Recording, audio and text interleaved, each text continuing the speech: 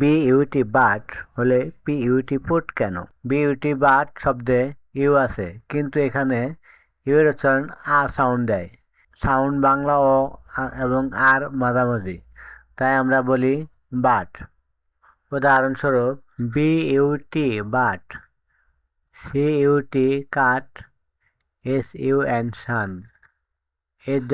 এই ওয়ার্ডগুলোতে ইউ এর উচ্চারণ আ হয়েছে। পিইউটি পুট কেন? এই ওয়ার্ডটিতেও ইউ এর উচ্চারণ আ হওয়ার কথা ছিল। আসুন আমরা এটিও জেনে নিই। পিইউটি পুট শব্দে ইউ থাকলেও এখানে ইউ এর সাউন্ড ও সাউন্ড, এটা বাংলা ওর কাছাকাছি, তাই উচ্চারণ পুট।